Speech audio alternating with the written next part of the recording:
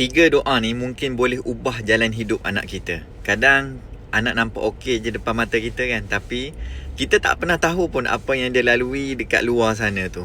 Kawan dia yang dia jumpa, konten yang dia tengok hari-hari, video kan, bisikan hati yang dia simpan. Dan masa tu kita tak mampu nak kawal dah semua yang kita nampak, yang kita boleh rasa, tapi kita tak boleh kawal. Tapi kita masih ada satu senjata, especially ibu ataupun ayah, iaitu doa. Share dulu video ni ya.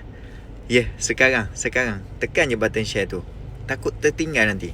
3 doa yang patut ibu bapa amalkan setiap hari. Yang pertama apa dia? Ya Allah, lindungi anakku dari jalan yang menyesatkan. Bimbing dia ke jalan yang Engkau redai.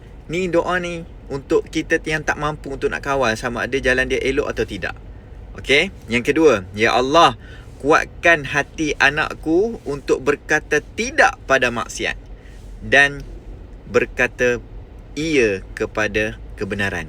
Yang ni nak bagi dia kuat dia punya rasa kebenaran tu. Alright? Yang ketiga, ya Allah, jadikan anakku manusia yang mengangkat namaku di dunia dengan akhlaknya dan di akhirat dengan doanya. Best tuan-tuan. Yang ni untuk kita punya masa depan. Alam sana ada beratus lagi doa yang macam yang saya sebut ni. Doa yang membentuk, doa yang membimbing, doa yang melindungi anak-anak kita.